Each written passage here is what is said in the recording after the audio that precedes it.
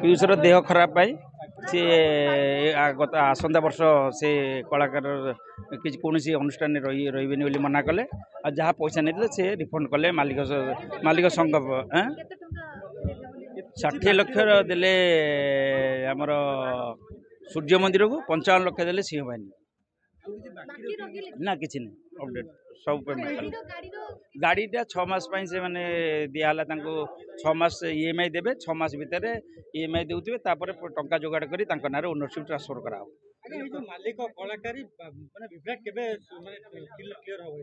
ଏଇ ସବୁ ବସିଲେ ଆଲୋଚନା କଲେ, ପର୍ଯ୍ୟାଲୋଚନା କଲେ ବିବାଦ କ୍ଲିୟର ହବନି କାହିଁକି? ଏଇ ଗୋଟେ ଜିନିଷ ଏଇ ଆଲୋଚନା କେତେ ଦୂର ଥିଲା, ଏବେ ବସିକି ଆଲୋଚନା ସମାଧାନ କରାଗଲା।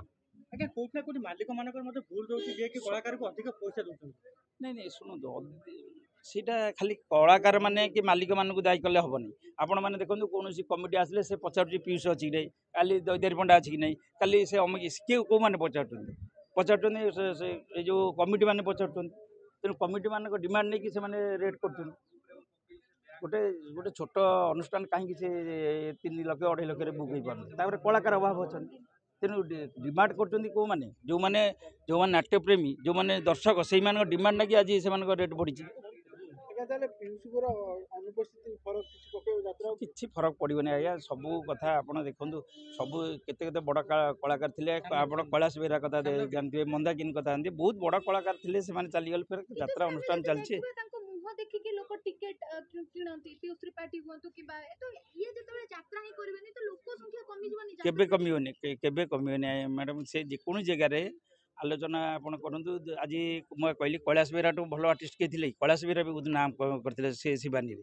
ସେ ତ ଚାଲିଗଲେ, ଫେର ଯାତ୍ରା ଅନୁଷ୍ଠାନ ଚାଲିଛି। ମନ୍ଦାକିନୀ ନାଁ ଜାଣିଥିବେ, ଶରତ ମନ୍ଦାକିନୀ ବହୁତ ରେପୁଟେଡ୍ ଆର୍ଟିଷ୍ଟ ଥିଲେ। ସେ ତ କ୍ରେଜ୍ ନାହିଁ କୁହାହଉନି, ସମୟରେ ଥାଏ। ଏ ସମୟରେ ଅଛି, ଆଉ କିଛି ବର୍ଷ ଆଉ ଜଣଙ୍କର ଆସିଯିବ। ଦୈତାରୀ ପଣ୍ଡାରେ ବହୁତ ଆଗରେ ଥିଲେ।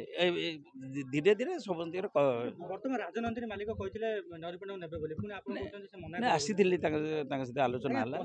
କଳାକାରକୁ କହିକି ତାପରେ ମନା କରିବାରେ ନା କହିକି କଳାକାର ସେ ଗୋଟେ ବାଇଟ୍ ଦେଇଥିଲେ ଯେ ମୁଁ ନେବି ବୋଲି। ସେ ତ ଆଜି ଆସିଥିଲେ, ସେ ବିଷୟରେ ଆଲୋଚନା ହେଲା। ସେ କହିଥିଲେ, ସେ ବି ସେଥିପାଇଁ ବି ଅନୁତପ୍ତ। ଆଜ୍ଞା ରାଜନନ୍ଦିନୀ ମାଲିକ ଯିଏ, ସେ ମଧ୍ୟ କହିଛନ୍ତି ପିୟୁଷଙ୍କୁ ଆକ୍ଟିଂ ଜଣା ନାହିଁ। ସତରେ ଯଦି ଆକ୍ଟିଂ ଜଣା ନାହିଁ, କିଏ କହିଲା? ଟଙ୍କା କଣ ପାଇଁ କିଏ କହିଲା? ରାଜନନ୍ଦିନୀ ମାଲିକ। ତାର ପର୍ସନାଲ କଥାଟା ଏଠି ପଚାରିଲେ ହବନି। ରାଜନନ୍ଦିନୀ ମାଲିକକୁ ଭଲ ନ ଲଗେଇ ପାରିଥାଏ। ମୋତେ ପାଟିକି ଯିଏ ଧର କୋଉ ଜିନିଷଟା ଲୁଣିଆ ଲାଗୁଛି, ଆପଣଙ୍କୁ ଲୁଣିଆ ଲାଗିବନି ବି। ମୋତେ ମିଠା ଲାଗୁଛି, ଆପଣଙ୍କୁ ମିଠା ଲାଗିବନି।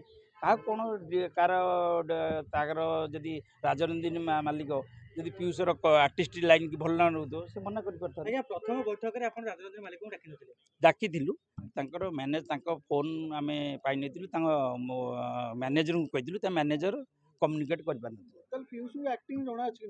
ନା ନିଶ୍ଚିତ ଜଣା ନାହିଁ। କିଏ କହିଲା ଆକ୍ଟିଂ ଜଣା ନାହିଁ? ଏତେ ଦର୍ଶକ ହେଲେ କିନ୍ତୁ ସେଇଟା ଭୁଲ କଥା। ଆକ୍ଟିଂ ଜଣା ନାହିଁ। ନାଇଁ ସେ ବିଷୟରେ ଆମେ ଗୋଟେ କଥା ହେଲୁ। ଏବେ ଗୋଟେ ଆମ ସେକ୍ରେଟାରୀକି କହିଲୁ, ସେ ଗୋଟେ ଦେବେ, ନୋଟିସ୍ କରିବେ, ତାପରେ ଆଲୋଚନା ନେକ୍ସଟ ମିଟିଂରେ କରିବୁ। ଆଲୋଚନା